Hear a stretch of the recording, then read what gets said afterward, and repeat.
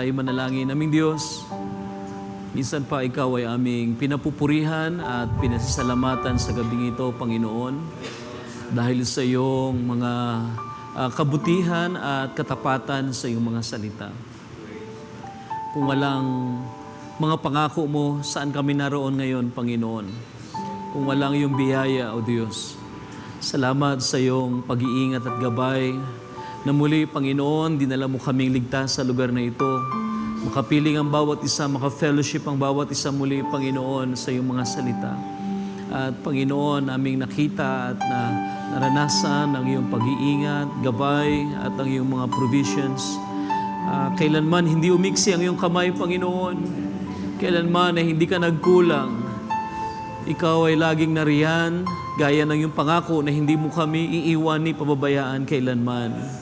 Salamat, O Diyos, muli nais namin na sa gabing ito, Panginoon, Ikaw ang maghari, Ikaw ang maluwalhati, Ikaw ang madakila, Panginoon, Ikaw ang marinig minsan pa ng bawat isa, Panginoon.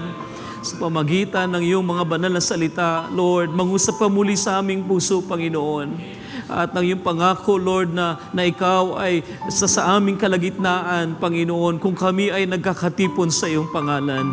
And we are having fellowship because of your name, Panginoon. Under that precious name, Lord, we are here together na nagkakatipon sa iyong pangalan, Panginoon. Pangyarihin mo, O Diyos, minsan pa ang iyong pangako, i-vindicate mo ang iyong mga salita, Panginoon, ang iyong presensyang buhay at makapangyarihan at dakila sa aming kalagitnaan.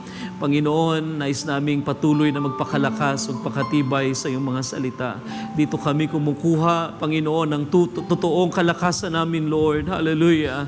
At gawin mo muli, Lord, minsan pang gabi ito, isang napakainam na sandali upang marinig ka namin, Panginoon. At ang aming mga nagugutom na puso, Panginoon, ay muli mong busugin ang iyong mga salita, O Diyos. At Lord, wala kami magagawang sino man, Panginoon, ay walang magagawa, kundi, Panginoon, magtiwala lamang sa iyong pangako, Panginoon. And we believe you are here because, Lord, your word is here in our midst.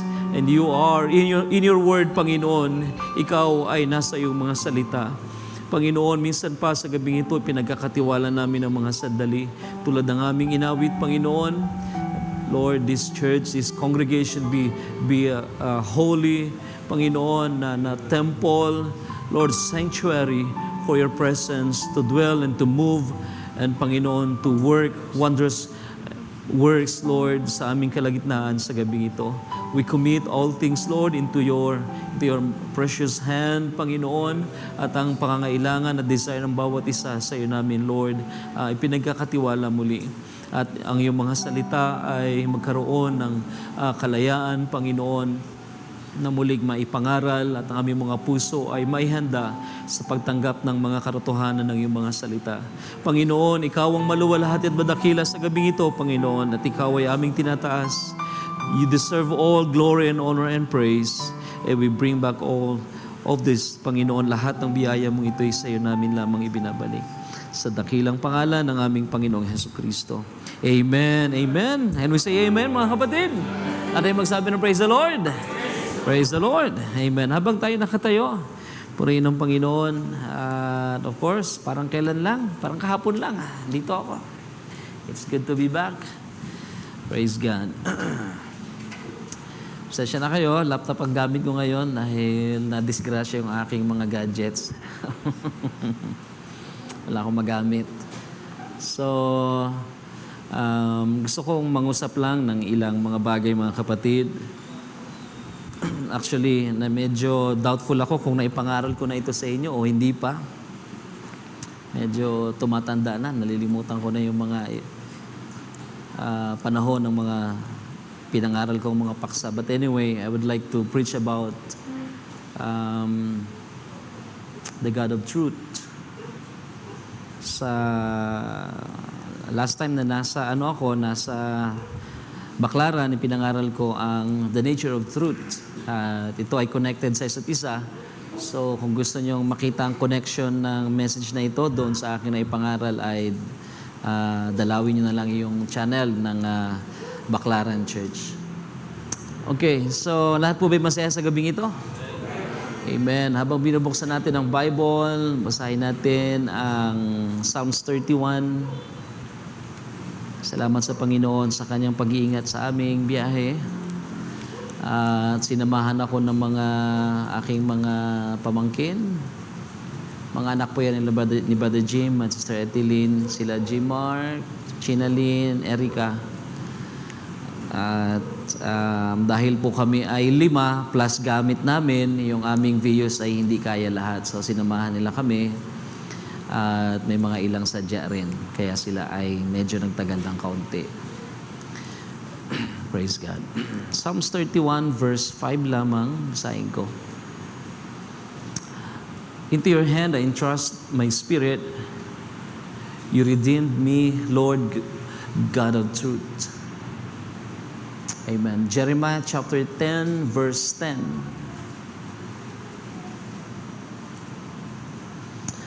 But the Lord God is the true God.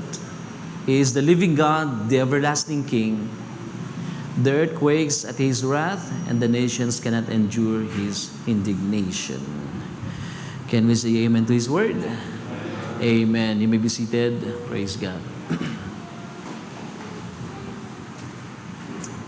Praise the Lord. So, ang aking title sa gabi ito, mga kapatid, is The God of Truth.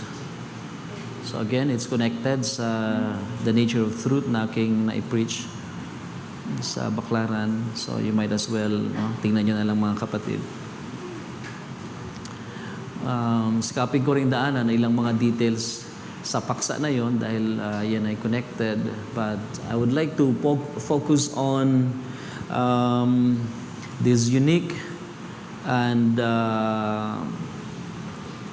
perfect character and attribute ng ating Diyos.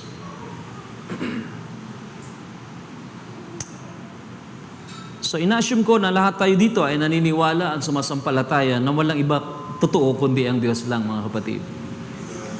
At si Pablo ay sumulat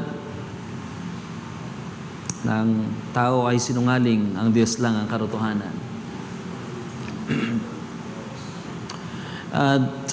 Because we all believe that God is the only true God, hindi na natin questionin yun. Just preach on this unique and perfect character dahil ito'y bahagi ng unique integrity ng Diyos na Kanyang ipinakilala o ipinakikita, i-display sa Kanyang perfection of character and attributes. Sa paksang ito ay ating mabigyan ng emphasis ang consistent truth ng salita at ng gawa ng Diyos at ang supremely way kung paanong ito ay ipinakita o ipinakikita ng Diyos. I will not go deep on Godhead dahil hindi naman yun ang point ng message na ito, but more on understanding about the trueness or truthfulness ng ating Diyos. Sino ba sa inyo nagagalak ng Diyos natin ay katotohanan? God is the true God, and sabi ng ating teksto sa Psalms 31 verse 5, He is the God of truth. Okay, kakaibang description ng pagkakasulat sa Psalms 31 verse 5. Familiar tayo na sabihin, tulad ng sulat ni Jeremiah, the Lord is the true God. But on Psalms 31 verse 5, it's the other way around. He is the God of truth. So kung ating tatagalogin yon, si Yahweh, si Elohim, o si Jehovah, siya ang tunay na Diyos. Amen? And then sa Psalms, si Yahweh, siya ang Diyos ng katotohanan. So medyo makita niyo yung medyo different approach doon. So ating tingnan ang unique integrity na ito ng Diyos about Him being true or truthfulness and Him being truthful. May mga 5 punto lang, pero ang 5 puntong ito ay nagsasanga-sanga. So medyo study tayo ng konti. Okay lang ba yun, mga kapatid, sa gabing ito? Sana ay walang matulog. Okay. God is the one and the only true God. Do you believe that? Amen. At ang kanyang pagiging only true God ay merong dalawang contrast tayong pwedeng makikita. Ang kanyang pagiging tunay na Diyos in contrast with other gods. Because ang Bible ay nagsabi rin sa sulat ni Pablo, Romans 1 verse 25, for they exchanged the truth of God for falsehood, worship and serve the creature than the creature, who is blessed forever. In contrast with other gods, kung tama ang ating pagkakilala at kung totoong tayo ay nakakakilala sa tunay na Diyos na ating pinaglilingkuran, we can easily makikita nating madali kung ikukumpara natin ang Diyos natin sa ibang mga Diyos-Diyosan, walang ibang tunay na Diyos kundi ang Diyos ni Abraham, ni Isaac at ni Israel. And then eventually, we came to know Him through His Word, nang ang Ebanghelyo, ang salita ng Diyos ay dumating sa ating buhay, sa ating mga tahanan, at nabuksan ang ating mga puso at isipan sa pagkakilala. And there is no other God than Jehovah, than the Lord God Himself. Jesus Christ is not the second God, nor the Holy Spirit the third God. There's only one God. Right? Ang kanyang pagiging tunay na Diyos, una ay may kukumpara in contrast with other gods dahil maaaring magpakilala ang ibang Diyos or may introduce sa atin ang iba't ibang uri ng Diyos. But in all of those gods, little g, gods, Jehovah stands out. He is the only true God. At maraming paraan itong ipinakikita ng Diyos, ipinakikilala ang kanyang sarili. I would like to read a few more verses. Deuteronomy chapter 4, verse 35. You were shown these things so that you might know the true God. He is God, and there is no other besides Him. So I'm reading NASB version. Ipinakita, sabi ng kasulatan, ipinakikita ng Diyos ang kanyang mga gawa, ang kanyang mga kabutihan, ang kanyang mga himala sa ating buhay. At ito ay isang pamamaraan din ng Panginoong Diyos upang maipakilala niya sa atin. Walang ibang Diyos na totoo, kundi siya lang.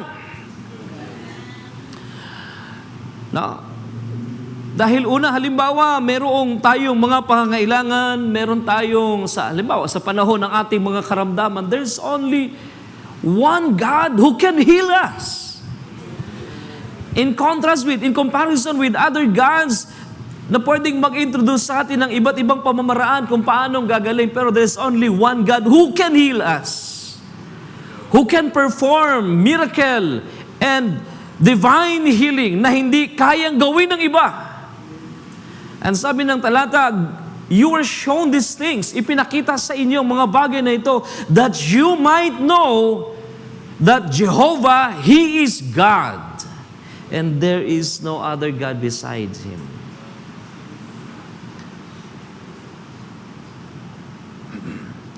At ang Panginoon naman nagsalita, Deuteronomy 32 verse 39, see now that I am He, and there is no God besides me. It is I who put to death and give life. I have wounded, and it is I who heal, and there is no one who can save anyone from my hand. Similarly, pinakikilala ng Diyos ang kanyang sarili. There is no God beside me. Ako ang, very harsh yung ginamit, no? It is I who put to death, and it is I who give life. At walang anong tawag niyan? Subali sa katotohanan ito. Kahit man ang kamatayan, Diyos lang ang may kapangyarihan para bawiin ang ating buhay.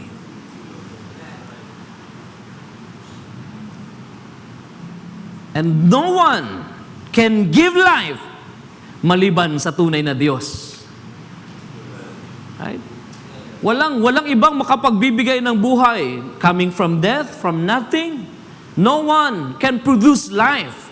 Even the life of demons, yung mga spirit beings na yan, mga fallen angels, maging ang buhay nila ay gawa ng Diyos, mga kapatid. Dahil hindi sila mag-i-exist kung wala ang Diyos.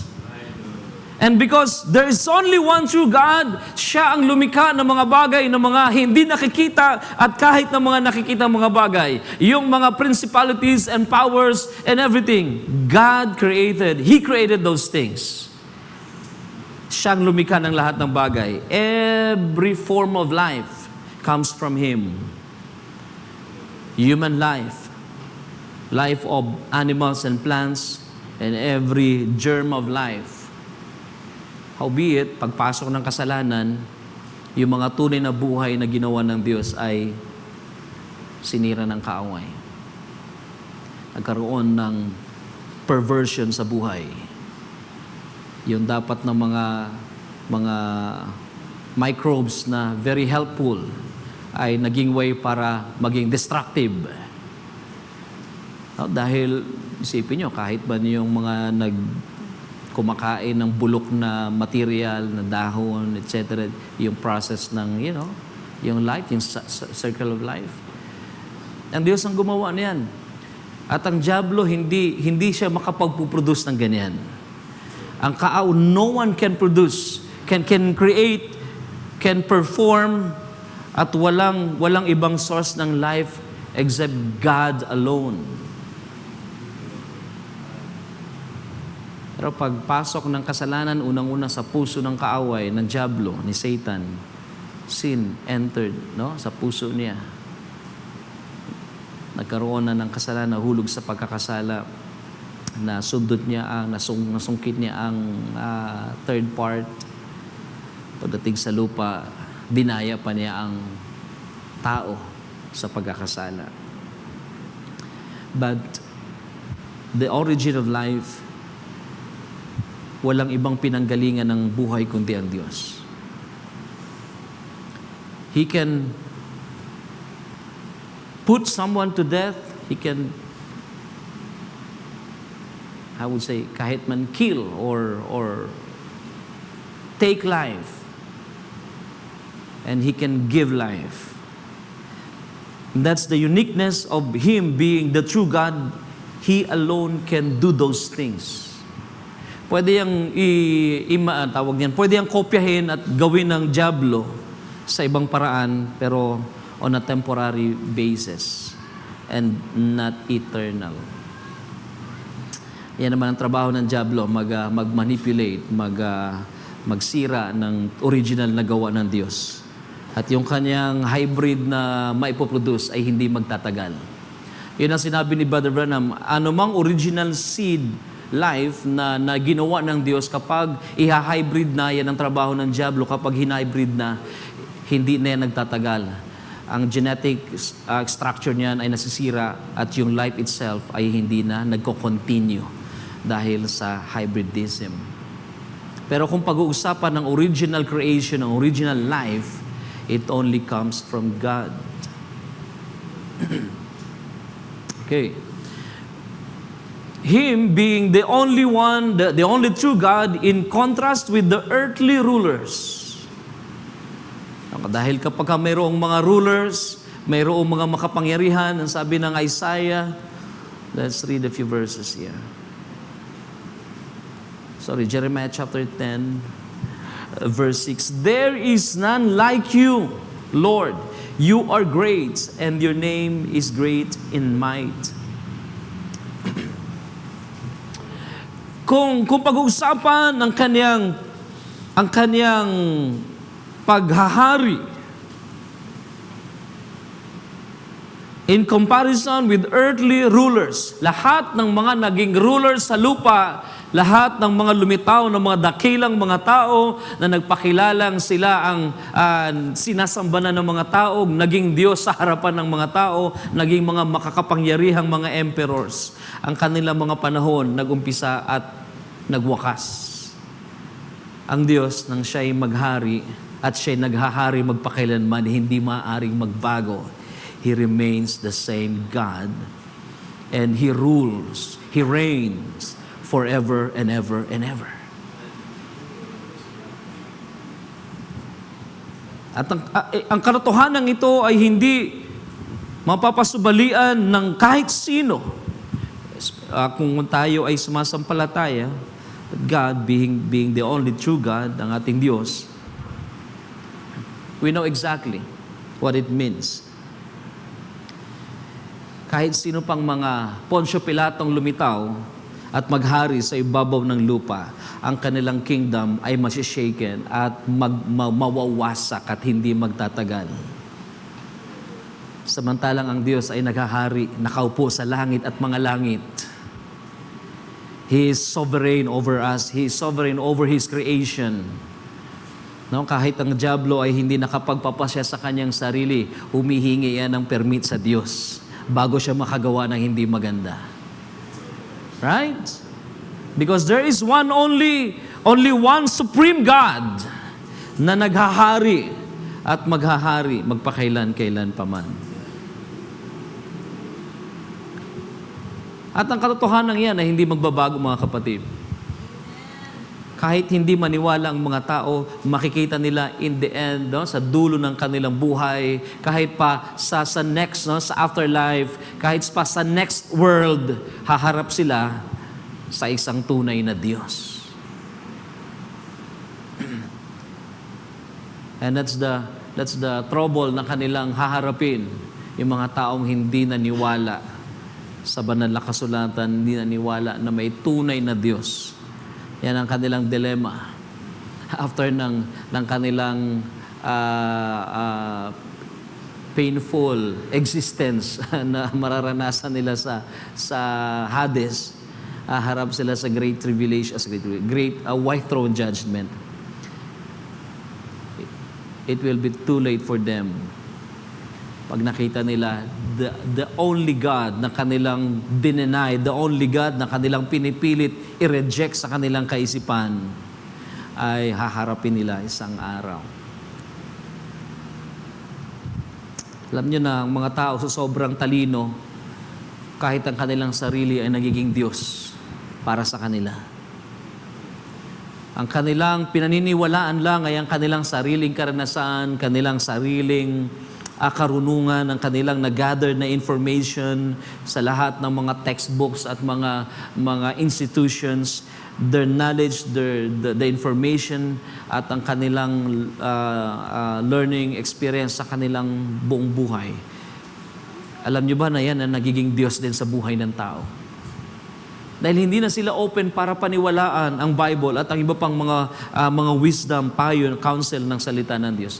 Dahil ang Diyos para sa kanila ay ang kanilang sariling talino. And that is the danger of being so intelligent. No, hindi tayo against intelligence and intellectual progress. Napakahalaga na tayo lumalago, natututo. Nagagamit natin ang lahat ng yan. Pero yung tendencies na ang tao ay may tendency maging Diyos niya ang kanyang sariling karunungan, yan ay napakadelikado. At gusto kong malaman niyo, mga kapatid, na yan ay ang tao ay merong tendency sa ganong kalagayan, whether we like it or not. That is absolutely ay pwedeng mangyari. Ang sabi ni Pablo, napapalitan na ng Diyos, ng mga tao, ang Diyos, gagawa sila ng larawan, at ituturing nilang mas Diyos ang mga inanyoang larawan, mga imaginary ideas, and tawag niyan, ideology na mayroon ng tao, and that could be, pwede na maging Diyos yun sa kanilang buhay. And even people, kahit man mga Kristiyano, mas Diyos sa kanilang buhay ang kanilang mga karanasan. To a point na hindi na sila naniniwala minsan sa Biblia basta may karanasan sila. And that ay pwedeng maging Diyos yan sa kanilang buhay. Sabihin lang nila, hindi mo naman naranasan, ako naman na nakaranas eh. Right? At yung Word of God ay hindi na nila igagalang because of their own experience. At yun ang kanilang ipipilit. At ang Bible ay nagsabi na yun ang pinakadelikado sa lahat, yung dinadaya na ang sarili. Right? And that's biblical. May mga taong dinadaya na nila ang kanilang sarili by believing yung akala nilang totoo. Okay. Number 2, naniniwala tayong God's words are true and faithful. Amen? Ang salita ng Diyos ay consistently true and reliable. Ang sabi ng Numbers 23, familiar tayo, God is not a man that He should lie, nor a son of man that He would change His mind. Has He said and will He not do it? Or has He spoken and will He not make it good? Ang Diyos ay hindi tulad ng tao na sisinungaling. Yung word na lie dyan is may kahulugan na deception.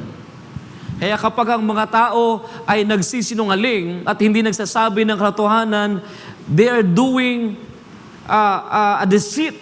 Sila ay nagiging deceitful. Dahil hindi na sila nagsasabi ng totoo, nagtatapat, inililihim ang kanilang totoong saloobin. And that is being deceitful. Becoming a liar, magiging sinungaling, hindi magsasabi ng totoo. At itong Hebrew word na ito ay doon ang tendencies ng meaning ng pagiging liar. Being deceptive or deceitful. So kung ang mga kabataan ay magsisinungaling sa mga magulang, they are being deceitful. Dinadaya nila yung kanilang mga magulang. Pero totoo, yung sarili nilang nadadaya. Sabihin pa ng magulang, anak, papunta ka pa lang, pabalik na ako. Meaning, bago pa gumawa ng story ang anak mo, alam mo ng mga nangyayari dahil naintindihan mo bilang matured adult person. So, ang salita ng Diyos ay consistently true and reliable. We can totally depend on Him. Amen ba mga kapatid?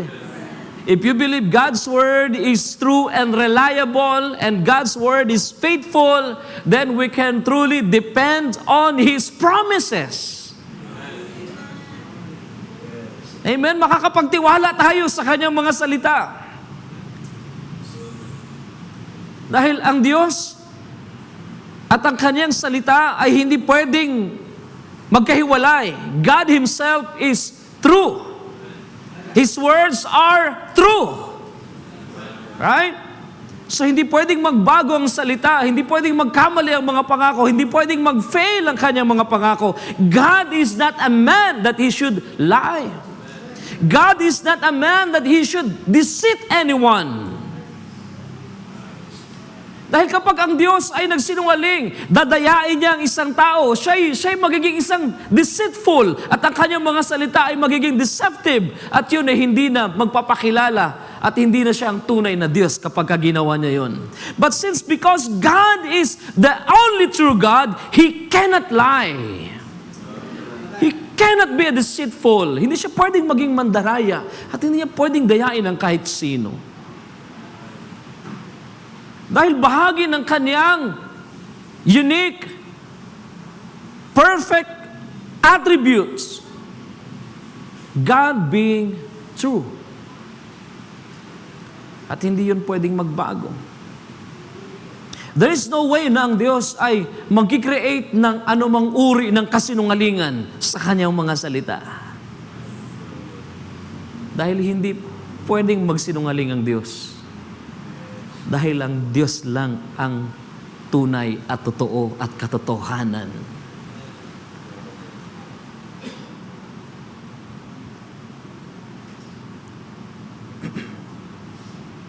Sabi ni Paul kay Titus, basahin ko lang Titus 1 verse 2, in the hope of eternal life, which God who cannot lie, God cannot lie. Can you imagine that? napakagandang pagpapakilala sa isang Diyos na the only potentate, the only powerful, the omniscient God, the omnipotent God. Our God cannot lie. Na kahit mangako siya ng salita, many thousands, kahit pa sabihin natin, million years ang lumipas, yung pangako na yun, hindi pwedeng biguin ng Diyos. Gagawin niya sa tamang panahon. He cannot lie.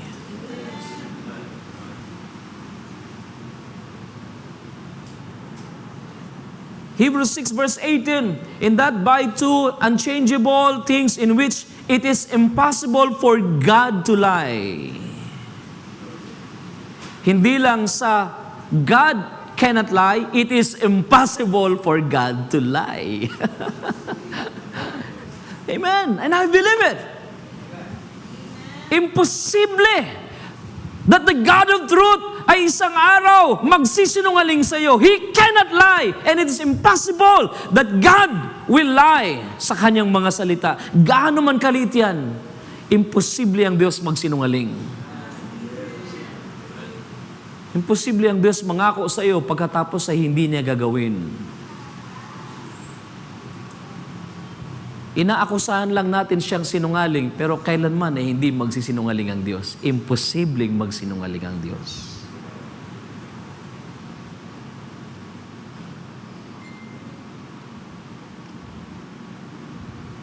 Si James, sabi ni James 1 verse 17, every good thing given and every perfect gift is from above, coming down from the Father of lights, with whom there is no variation or shifting shadows.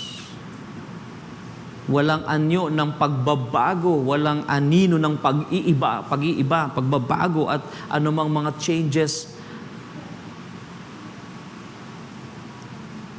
Di ba dapat, mga kapatid, masaya tayo na makilala natin ang Diyos kahit yung kanyang character, yung kanyang attributes, walang anumang pagbabagong, hindi nagbabago sa bawat panahon. Kung siya ay faithful noon, faithful siya ngayon. Kung siya ay matuwid na hukom noon, He is a just God hanggang ngayon. Kung siya ay magagalitin sa mga masawayin at hindi sumusunod sa kanya mga kalooban, huwag niyong ipagkakamaling ang Diyos ay magbabago at babait. Baka naman isang araw maging mabait na ang Diyos at tanggapin yung ating katigasan ng ulo. Hindi maaari, mga kapatid. May panahon ng biyaya, pero dapat nating malaman may panahon ng kagalitan ng Diyos. At yung nature niya na yon, yung character niya na yon, yung attributes na yon, hindi yon nagbabago. Totoong mayaman ng Diyos sa awa. How many guys say amen? Right? Totoo yan. At yun ang kagandahan at kabutihan ng Diyos sa kanyang napakayamang biyaya at awa. And yet there's a time ng grace will end. And those who rejected the grace offered ay haharap sa kahatulan. Okay.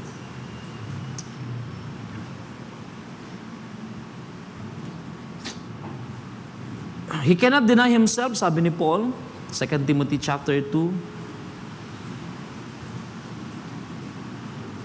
verse 11, the statement is trustworthy. For if we died with Him, we will also live with Him. If we endure, we will also reign with Him. If we deny Him, He will also deny us. If we are faithless, He remains faithful. For He cannot deny Himself. If we are faithless, naalala ko si Pastor Nonoy, many years ago, pumasyal sa atin dito, and I was here back then, nangaral siya, kung naalala ninyo. Pinangaral niya ang talatang ito. Naalala ko pang statement niya, nasabi niya, tayo mga Kristiyano, madalas nating sabihin, ang Diyos ay laging tapat. Totoo naman, ang Diyos ay laging nagtatapat. At sinasabi natin na tayo lang ang hindi nagtatapat. At para bang masaya na tayo doon. Na ang Diyos ay laging tapat, tayo ay hindi tapat. Kaya naman siguro minsan ang mga tao hindi na nagsisikap maging matapat. Kasi nga naman, tayo bilang tao, lagi naman tayo nagkukulang. Ang Diyos lang naman ang tapat. Pero itong word dito na faithless, sa salitang Greek word, it has, kunin ko yung dalawang medyo magkaibang application ng word na faithless. So, sabi ni Apostle Pablo, sabi niya, if we are faithless, He remains faithful because He is faithful God, the only true God. Ang word na faithless dito ay, una, is to disbelieve. Or meaning, not to trust, to not trust, ang hindi magtiwala. Or, similar word na rely, not to rely on someone or something. At ito yung problema sa mga tao, dumarating sa panahon na ginagamit nilang excuse yung talata na yan, dahil ang Diyos lang ang totoo, Diyos lang ang tapat, tayo ay hindi naman tayo, at minsan hindi tayo nagtatapat. Pero yung word na yun na hindi lang pala tinutukoy ay katapatan. It is true na meron tayong mga pagkukulang, pero hindi pala yung simpleng pagkukulang. Ang sinasabi ni Pablo dito ay two applications na pwede nating makita. Una, nasasanay tayong hindi nagre-rely sa Kanya. So, gamitin natin yung word na yon. Sabi ng sulat ni Pablo, if we are faithless, He remains faithful. How many guys say amen? Kunin natin yung isang application. If we disbelieve, if we trust not, if we do not rely on Him, He remains faithful. At yung naiko-convey na thought ni Paul is mas lalong lumilinaw para maintindihan natin na kahit may mga taong hindi nagtatapat, hindi talaga sila nagre-rely sa Diyos, may mga taong hindi talaga sumasampalataya o hindi nagde-depend sa Kanya. However, kahit man ang mga tao ay mag-alinlangan, ang Diyos ay tapat pa rin. Amen? He remains faithful. So, ginamit yan ni Jesus sa ibang mga statement niya. The same Greek word. Ang isa pang salita is to disbelieve, na ang kahulugan is to reject. So being faithless also means rejecting the promise, rejecting the word. So, mahirap man isipin, but ang application is like, if we reject Him, He will remain faithful. Dahil yun din ang kahulugan ng word na ginamit dito ni Paul, to reject as false, to refuse to accept. So kung gagamitin natin yung idea na yon, if we refuse to accept Him, if we refuse to accept His word, He remains faithful. So nakikita nyo na mas lumilinaw at lumalawak yung kahulugan ng sinabi ni Paul kung ano ang totoong condition ng mga taong faithless. And exactly, and we don't encourage that. Ang ating encouragement, manampalataya tayo. Ang Diyos ay totoo, tunay at tapat, mga kapatid, hindi nagbabago. Huwag tayong manatiling faithless. Huwag nating angkinin yung word na yan sa atin. Dahil it is true also na dumarating sa time ng mga Kristiyano, they even reject the word. Indirectly, without knowing, pwedeng nare-reject natin ang word of God. Na hindi tayo nagtitiwala agad-agad dahil siguro mahirap tanggapin, mahirap isipin. Hindi pa natin ma-process, and with doubt, nagda-doubt tayo. Meron tayong counting skepticism. Yun ang ibig sabihin doon ni Paul. If we remain skeptic, gayon pa man, he cannot deny himself. He is faithful. Ang uniqueness ng truthfulness ng Diyos, because He is the God of truth. Ang uniqueness ng character na ito is that kahit maraming unbeliever, kahit maraming hindi sumampalataya, kahit maraming mag-reject at hindi magtiwala, ang kanyang character ay hindi nagbabago. Hindi naapektuhan. Alam niyo, minsan, ang hirap maging mangangaral, maging preacher, na kapag tumatayo ka sa likod ng pulpito, at habang nangangaral ka at yung mga tao na didiscern mo na parang hindi naniniwala sa'yo, parang nakaka-discourage ng mangaral. Wala na naniniwala sa akin. Parang nakakalungkot na yung mga tao. Parang hindi na sa pangangaral. Hindi ko alam kung effective ba ako or, you come to realize na. But God is not like that. Hindi ganoon ang Diyos. Kahit harap-harapan mo siyang tanggihan, hindi nagbabago ang kanyang pagiging totoo, tunay at tapat. He remains faithful. Si Cain na harap-harapang nagsinungaling sa Diyos. Hindi natin mababasa na ang Diyos ay nagbago ng ugali sa harapan ni Cain. Kinakailangan niyang gawin ang dapat niyang gawin. Sa harap-harapan siyang nabinastos ni Cain. Right? Harap-harapang nagsinungaling si Sarah sa Diyos, di ba? Bakit ka tumawa, Sarah? Hindi ako tumawa. Pero totoo, yung puso ni Sarah tumawa. Sabi ni Brother Branham, pwede nang patayin ng Diyos si Sarah dahil siya nagsinungaling sa harapan ng Diyos. Pero yung karakter ng Diyos, tapat siya sa kanyang pangako, hindi yun pwedeng gawin. Hindi niya pwedeng saktan si Sarah dahil kung sasaktan niya si Sarah at papatayin niya on the spot si Sarah, paano matutupad ang kanyang pangako kay Abraham? And because God is faithful, kahit harap-harapan ng kasalanan ni Sarah, hindi niya masaktan si Sarah. Ang Diyos ay naging mabiyaya because He is faithful and true to His word. Can you imagine? Na kahit maraming opposition, nagre-resist sa kalooban ng Diyos, ang karakter ng Diyos ay hindi naapektuhan. Di ba? Hindi naapektuhan. Ano? Minsan, makakarinig tayo ng mga taong, kapag bastos ka, magiging bastos din ako. Kapag malakas ang boses mo, lalakasan ko rin ang boses ko, hindi ako papatalo. Kapag ikaw ay pilosopo, mamimiloso ko na rin ako. Ang kanilang attitude nag-a-adjust depende sa kung sino.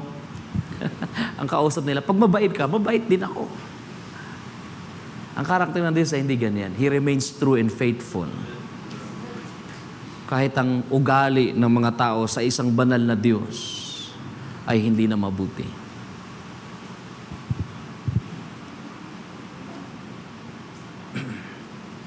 Okay, tuloy ko lang mga kapatid. Ang garantiya ng pagtatapat ng Diyos ay nagpapatunay ng pagiging totoo niya sa kanyang mga pangako. Meaning to say, Him being a faithful God, para patunayan na ang kanyang salita ay totoo, tunay at tapat. Ginagarantiyahan ito ng Diyos ng kanyang pagtatapat sa sino mang, especially for those who believe, of course. For those who depend and who turn in the truth, yung karakter ng Diyos na ito ay ipinakikita niya in a way upang paintindihan ng mga sumasampalataya, His word is true and faithful. At ang kanyang plano, ang kanyang programa, ang kanyang pag-iisip ay hindi magbabago. Sabi ng Isaiah, the Lord has sworn and will not change His mind. Psalms 110 verse 4. The Lord has sworn, sumumpa siya, and will not change His mind. So kinakailangan tuparin niya kung ano yung kanyang sinalita, sumumpa siya at nangako. Hindi magbabago ang kanyang programa, ang kanyang plano, ang kanyang pag-iisip. Okay. Moving forward. God is characterized by truth. Pinakikilala ang katangiang ito ng ang Diyos sa katangian niyang ito na siya ay katotohanan, siya ang totoo. Very, very unique nature, character ng Diyos ang kanyang pagiging katotohanan, na ang kanyang pagiging tunay, totoo, ay hindi natin maihiwalay sa Kanya.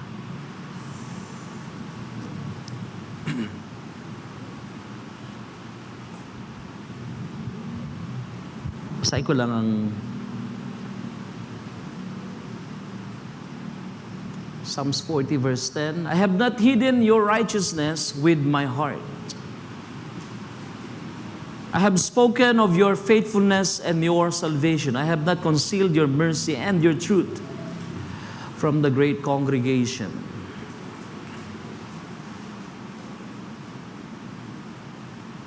Sabi pa ng isang nabasa ko, it is the very intrinsic, kung tama yung term na naalala ko, intrinsic, may English word ba na gano'n? Parang meron. I think I can recall pa rin. The intrinsic, alam niyo siguro yun, yung mga galing sa English, intrinsic part of God. Ayan, katotohanan. So, kapag lumabasa niyo mga talatang ito, merong sinasabing truth, your truth. The truth coming from God. Dahil yan ay isang napakahalagang katangian at bahagi ng Diyos. Psalms 43 verse 3, send out your light and your truth. They shall lead me.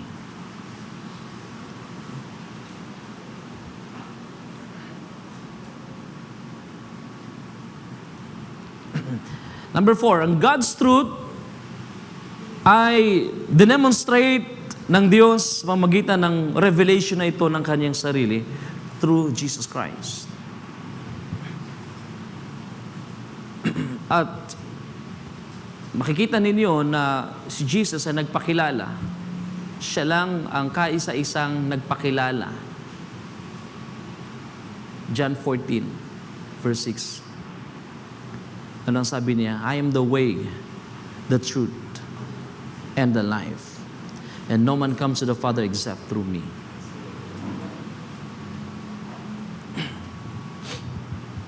In the light of this statement, ay pwedeng mai-conclude na ang katotohanan ay na-defined by the person and work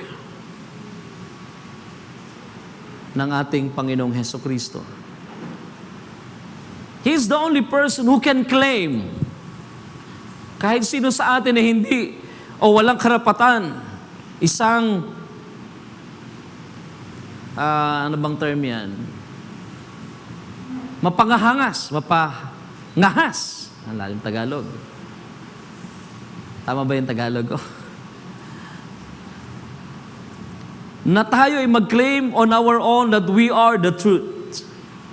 Kahit sino sa atin, hindi makapagsasabi, I am the truth. Delikado yan mga kapatid. Not kahit sinong believer ay hindi maaaring mag-claim to say the same thing. I am the way that, no. Only Jesus can say these very words. Dahil siya mismo ang revelation of the invisible God. And the very truth, ang pagiging totoo at katotohanan ng Diyos ay na-demonstrate, na-displayed nang ang revelation na ito ipakilala ng Diyos through Jesus Christ.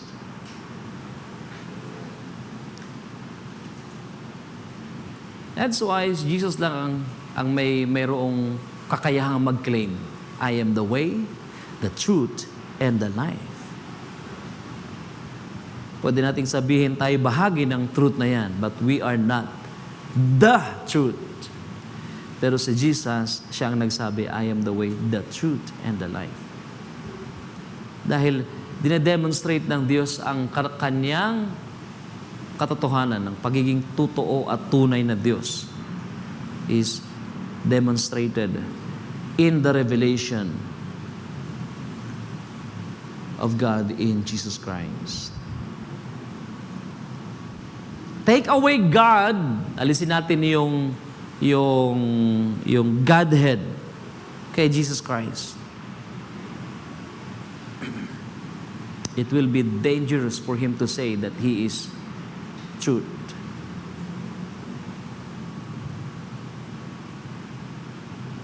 Dahil yung pagiging truth ay hindi natin pwedeng kunin sa Diyos.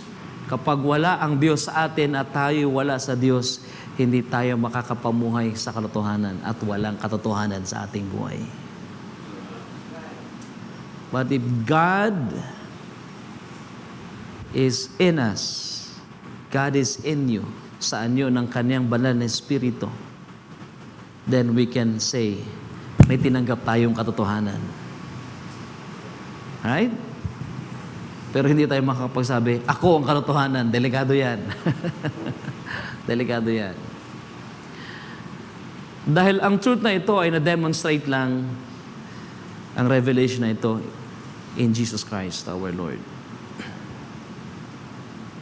Number 5, napakahalagang maintindihan natin mga kapatid na ang katotohanan ito ng Diyos ay gusto niyang i-share sa Kanyang mga nilikha. At may paraan na ginagawa ang Diyos kung paano ito gagawin. God's people should live in the light of His truth. At ito ang nire-require in a sense na tayo ay nais ng Diyos na lumakad sa katotohanan ng Kanyang mga salita. Ang problema, paano tayo makakapamuhay sa katotohanan? Bilang bayan ng Diyos, bilang mga mananampalataya, paano tayo makakapamuhay sa katotohanan? Dito papasok ang kahalagahan ng pangangaral, pagtuturo, at pagsasalita ng katotohanan. Ang mga alagad ay nagtanong sa ating Panginoon, Master, Guro, bakit kapag ang mga tao ay kausap mo, ikaw ay nagtuturo sa talinghaga, pero kapag kami ay iyong binubuksan, ipinahahayag. Sabi ni Jesus, sapagkat ang Ama ay nalugod, nagalak ang Diyos, na ang mga hiwaga ng kaharian ay buksan sa inyo. It is not for them, but God is pleased na ang kingdom, ang revelation ng kingdom ay ipakilala sa inyo. Bakit? Dahil ang bayan ng Diyos ay hindi makakalakad sa katotohanan maliban na ang mga katotohanan ito ay atin munang marinig. Okay? Subukan niyo yan sa mga anak ninyo. Anak, ganito. Ina-expect kong ikaw ay mabubuhay, lalakad na. Hindi. Ang anak mo ay hindi makakapamuhay ng tama maliban na iyong ituro ang tama sa kanya. So God is expecting us to live in the truth and by the truth. At hindi natin magagawa yon kung hindi niya sasalitain sa atin ng katotohanan. And Paul says, speak the truth in love. Upang tayo'y magsilago sa lahat ng bagay, salitain natin ang katotohanan sa pag-ibig towards one another. Kung ang katangiang ito ay napakahalaga sa Diyos, na siya ay tunay, totoo, tapat, ine-expect niya na ang kanyang bayan, ang kanyang mga tinubos, ang kanyang mga anak, kayo ba'y mga anak ng Diyos? Lalakad din sa katotohanan ito.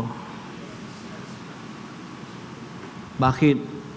And this truth should reflect also this character, this attribute, ay nais ng Diyos na magre-reflect ito sa buhay ng kanyang mga hinirang.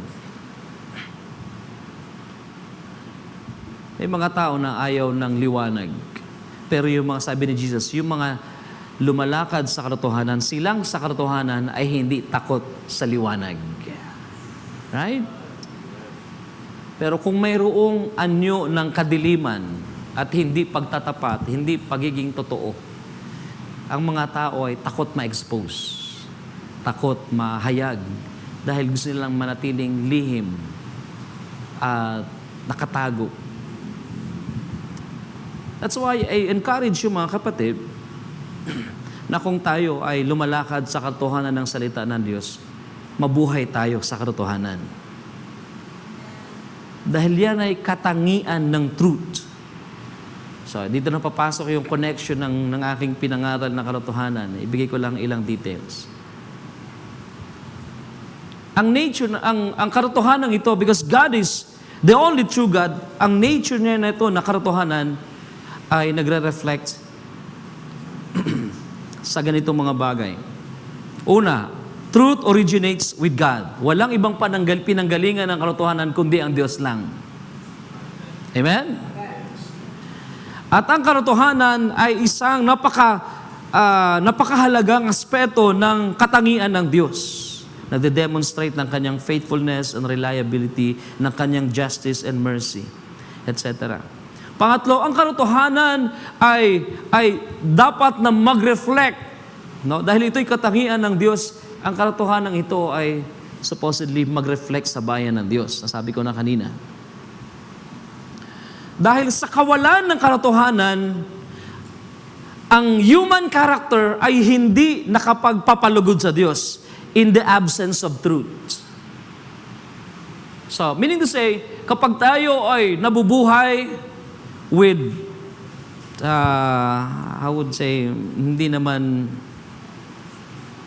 natin sinasadya, pero kapag tayo ay napoprovoke, natetempt, we're living a secret life, buhay na hindi natin talagang, hindi tayo handang i-expose or ipakita sa mga tao. Pinipilit nating itago. Meron ba sa ating ganyan minsan? Na ayaw nating ipakita yung weakness natin. Hanggat maaari, ayaw nating maprovoke tayo, baka lumabas yung ating tinatagong ugali. Gusto ko malaman yung mga kapatid, sa absence ng truth, ang human character ay hindi nakapagpapalugod sa Diyos. We can read that in Isaiah chapter 59. Sorry, basahin ko lang ilang talata. Verse 14. Kapag aalisin natin ang katotohanan sa character, human character, hindi nalulugod ang Diyos. Sabi ng verse 14, justice is turned back, and righteousness stands far away.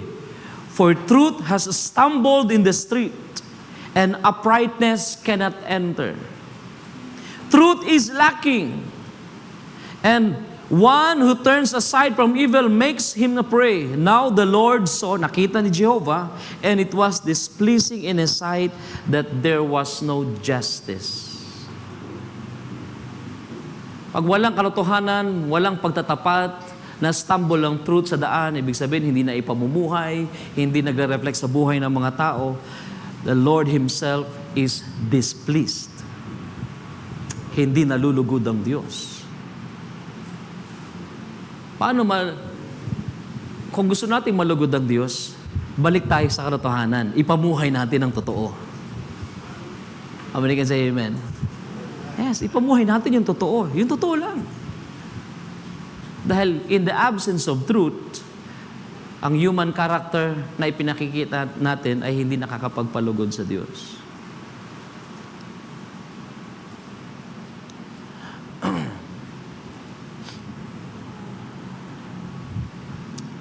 Ang katotohanan ito na bahagi natin, nais ng Panginoon na maging bahagi ng buhay natin, ay sometimes it serves as an abstract of quality.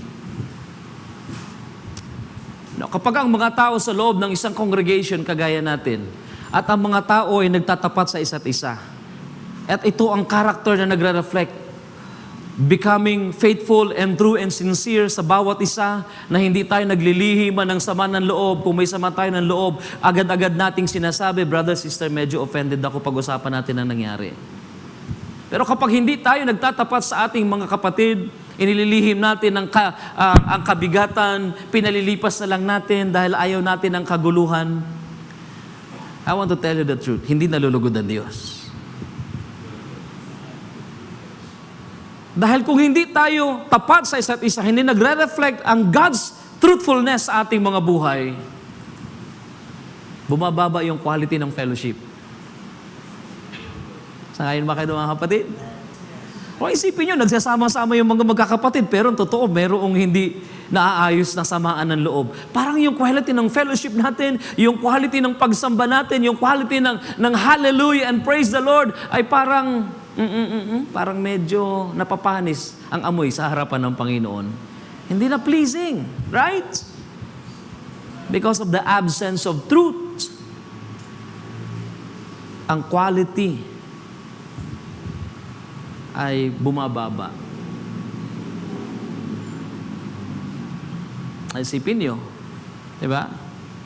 Pagka ang mga tao mayroong bulong-bulungan, si brother, grabe talagang ugali. Si sister, bakit hindi ka magsabi?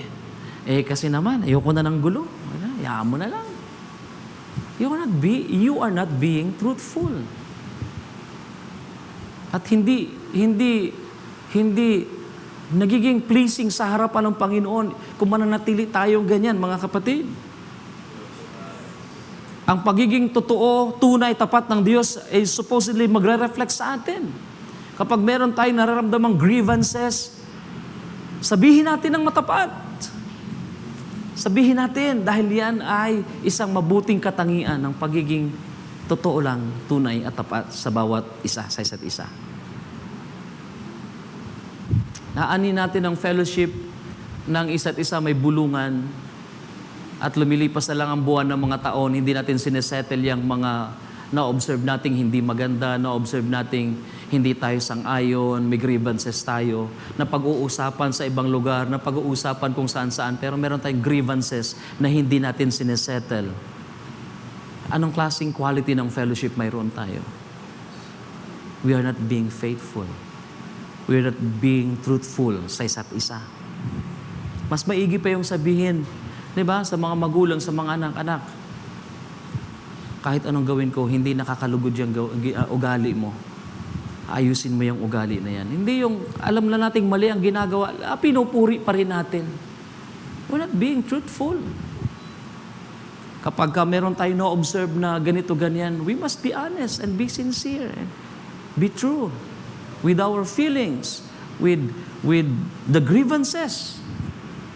Ayoko na kasing pabigatin ng damdamin ni pastor. Baka lalo pang mapresyo, mabigat. No, trabaho yun ng pastor. Kung magkakasakit na lang ang puso ni pastor dahil sa problema ng church, ganun talaga ang mangyayari. Trabaho ng pastor yun. Totoo yan, mga kapatid. Ang mahalaga, we are being true sa isa't isa. Nagiging totoo at tunay tayo at hindi tayo naglilihim ng sama ng loob. Right? Kapag tayo naman ay na-oppose, minsan kasi meron tayong decision na ginagawa, especially pag tayo nasa tungkulin at merong mga nag-o-observe at hindi nagugustuhan yung mga decisions natin. Tanggapin natin ang kanilang mga grievances. Intindihin natin ang kanilang situation. I-consider natin ang kalagayan ng isa't isa. Kahit ino-oppose yung ating mga plano, yung ating programa, yung ating gustong mangyari, kapag mayroong mga opposition, hindi ibig sabihin mga rebelde sa Diyos yan. Ibig sabihin lang, meron silang sitwasyon na nahihirapan sila mag-cope up sa mga decisions na ginagawa natin. Hindi nag-fit in sa kanilang situation. We should understand one another sa kanilang kalagayan. Sangayon ba kayo, mga kapatid? And then i-express natin na we're trying our best na mag-adjust at pag-usapan kung anong makakabuti sa lahat. And being truthful is isang napakalaking, imagine, ang laki-laking gawain, ang laki ng fellowship, ang libo-libo tayo sa loob ng church. Pero yung mga tao not being truthful with one another. Anong quality ng fellowship na yan, right? Hindi baling kaunti lang tayo. Basta ang ating pagsasama-sama ay totoo, tunay, tapat sa isa't isa. Dahil nagre-reflect yung karakter ng Diyos sa atin, sa Kanyang bayan. Ang katotohanan ay, of course, opposite ng falsehood. Alam natin yan. At kung meron mang falsehood, kinakailangan niyang i-filter out ng Word of God.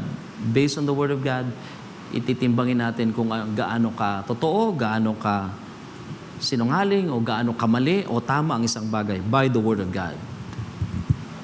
However, kahit na yan ay totoo at sinasabi natin katotohanan, subject pa rin yan to proof. Sangayon ba kayo doon? Kahit gaano katotoo ang isang bagay, subject pa rin yan na subukin, to be tested out, to be proven. Bakit ko sinasabi yan? Because the Word of God itself is tried. Amen? Subok ang salita ng Diyos. Ang salita ba natin sa katotohanan? Amen. And throughout the years, centuries, and ages, ang salita ng Diyos ay dumaan sa maraming uri ng pagsubok at napatunayang ito ay tunay at tapat. Kaya kahit gaano katotoo ang ating damdamin, huwag sasamaan loob natin kapag yung ating mga opinion at saloobin ay sinusubok.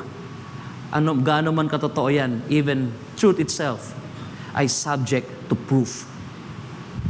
Hindi lang yung lies ang pinoproof, dumadaan sa proof at sinusubok at tinatry at tinetest. The Word of God is true, forever settled in heaven, and yet it is tried.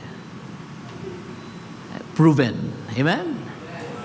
Through many years and trials and temptations and lahat kumbaga, lahat na ng pagsubok itapat mo sa salita ng Diyos. Subok na subok ang salita ng Panginoon. Yan ay tunay at tapat. Lack of truth, mga kapatid, ayaw natin yan sa ating fellowship. Pero lack of truth ay isang katangian ng apostasy. Na kapag ka ang mananampalataya ay lumalayo na sa katotohanan, siya ay nalalayo na sa pananampalataya. Dahil hindi pwedeng manatili ang tao sa pananampalataya kung hindi na siya lalakad sa katotohanan. That's so impossible. At the moment ng tao ay lumayo sa truth, ang buhay niya, spiritual life niya, ay nasa isang apostasy period. Alam niyo apostasy? Ano? Falling away. Pero as long as you remain in the truth, sa Word of God, you remain standing on a strong foundation. Pero kapag lumayo ka sa truth, you're falling away from faith. Faith cometh by hearing, and hearing by the truth, the Word of God. Amen? Yes. Finally, ang katotohanan is also an expression of affirmation. Example dyan ay ang amen. Kapag ang salita ng Diyos ay binabasa at ating na-appreciate, we say amen to His Word. Amen. Right? Hindi lang dahil ang salita ay katotohanan, kundi way of our affirmation, way of our expressing, in-express natin ang ating hindi lang pagsang-ayon, kundi ang pananampalataya at ang pagtingin natin na kapag ang salita ng Diyos, ang katotohanan ito ay pinag-uusapan, may nagre-respond sa loob natin. Yes, Lord. Amen. Your word is truth. Your word is faithful. Right. Yung word na amen, sa Tagalog natin, siya nawa. Pero ang amen sa Hebrew word, sa ancient Hebrew idea or ancient Hebrew language, ang word na amen ay closely related sa word na truth. That's why, kung tayo ay mas sanay sabihin ng amen, okay lang. Pero kung mas sanay tayong sabihin kapag ka ay pinangangaral ang salita at katotohanan, sumasang-ayon tayo, sinasabi natin, yes brother, that's the truth. Ina-affirm pa natin yung truth by also saying amen or saying, that's right brother, amen, that is the truth. At kapag ganito ang ating ginagawa, nalulugod ang Diyos, of course. At ang isang example niya na yung buhay ng isang sister, alam niyo yung story, no? Sa panahon ni Brother Branham, ng magturo, magsalita, magbigkas ng mahalagang mga pagtuturo si Brother Branham sa isang may gulang na sister. Very familiar tayo sa story niya. At sabi ni Brother Branham, ganito, ganyan, sister, ganyan ang iyong kalagayan, ganyan, pero buhay ang Diyos, hindi kanya pinagkulang. Napakaraming magagandang bagay ang sinabi ang ating kapatid. Alam niyo yung sister, walang ibang sinabi kundi, yes, Brother Branham, that's the truth. That's the truth. At biglang nangusap ang Panginoong Diyos kay Brother Branham. Sabihin mo sa babae, ano man ang kanyang hilingin, kahit pa malaking halagang pera ibibigay. Kaya sabi ng prophet, sister, sabi ng Panginoon, ano man ang kailangan mo ngayon, ay sabihin mo, at hindi ka pahihindian ng Diyos. Gagawin niya. Immediately sa buhay mo. Sa buhay ni sister na mahirap lang, labandera, at ano pa ba, simple lang ang buhay. Wala siyang hininging pera. Ang hiningi niya ay ang kaligtasan ng dalawa niyang anak na kanina pa nangungutya sa kabilang bahagi ng kwarto. Right? At pinakita ng Panginoon kay Brother Branham. Right here, right now. Bigay ng Panginoon ng iyong kahilingan. At yung dalawang magkapatid sa kabilang kwarto na tumatawa ay umiyak. At nagsisi sa harapan ng propeta ng Diyos. At humingi ng tawad. Right. And all because, ano ang ugali ni sister? Dahil kapag ka ang katotohanan ng salita ng Diyos ay binibigkas, mayroong nagko-confirm. Yes, Brother Branham. That's absolutely the truth. At gusto kong malaman yung mga kapatid yan ay isang mabuting katangian. Maaring sanay tayong manahimik kapag ang mga pangangaral ay binibigkas, ipinangangaral, itinuturo ang katotohanan ng salita ng Diyos. Ina-absorb lang natin ng tahimik. Maaring nasasanay tayo ng ganyan. Pero ini-encourage ko pa rin kayo, kung kayo pinagpapalan ng mga salita ng Diyos, sabihin pa rin natin, yes, Lord, your word is truth. Amen to your word. And you will even be blessed. Even more, ipagpapalain tayo ng Panginoon kapag ganito ang ating attitude sa harapan ng Kaniyang salita. Kaya minsan, pinangaral ko, sabi ni Brother Branham, binabantayan ng Diyos ang ugali natin sa harapan ng katotohanan ng Kaniyang mga salita. Kung paano tayo nag-attitude, anong ating attitude sa word of truth, ay binabantayan ng ating Panginoon.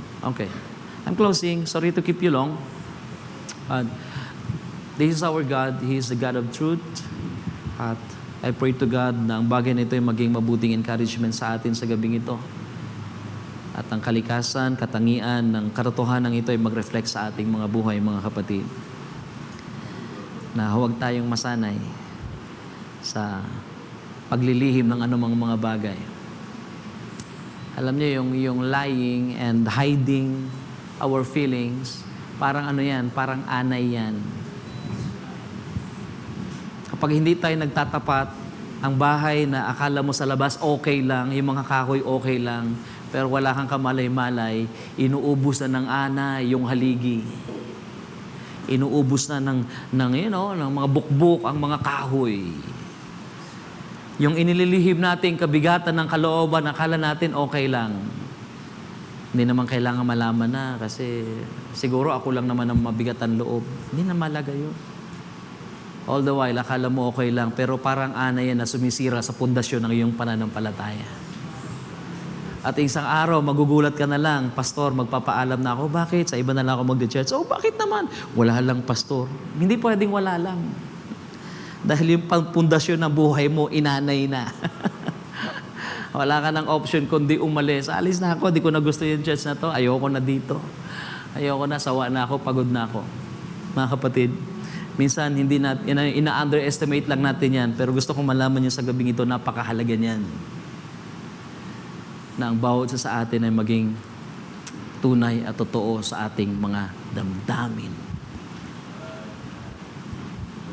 Huwag nating palipasin. Di ba sabi ni Pablo, huwag natin hayaang lubugan ng araw ang ating mga galit.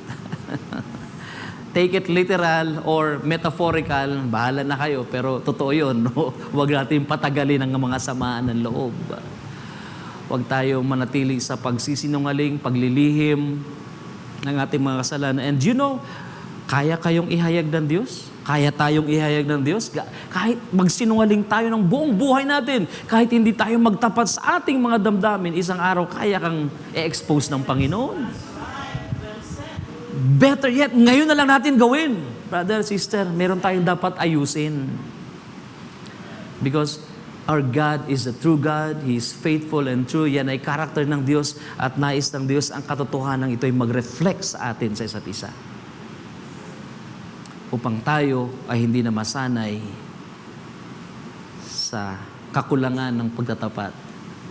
Ayon ng Diyos na magkulang tayo sa pagiging faithful and true natin sa isa't isa. Nais ng Diyos, gawin natin ng matapat, tama ang lahat ng bagay. Sabi ng Bible, di ba? Open rebuke is better. Tama? Right. Mas maigi pa yung saktan mo ang iyong kaibigan ng iyong salita kaysa halik ng traidor. Biblical yan. Nasa Bible yan. Meaning, maging matapat tayo. Dahil yan ay napakahalagang katangian ng Diyos. Hindi dapat yan mawala sa atin. Mahalagang katangian yan na mag-reflect din sa ating kalagitnaan. And para sa akin yun, ang isa sa test ng genuine faith, ang katotohanan. Not only because we are preaching the truth, we are living out the truth. Ipinamumuhay natin ang totoo. Okay? Madaling sabihin, itong aral ko, ito yung end time message, ito yung katotohanan. Pero hindi naman tayo nabubuhay sa katotohanan. Ayan, that's a problem. That's why the ultimate test ng ating Christian life is how we live out to be true believers, true faithful life na ating ipinamumuhay based on the word, the teaching, the word of God na ating tinanggap. Purihin ng Panginoon, palapakan natin ng Diyos. Pagpalain kayo.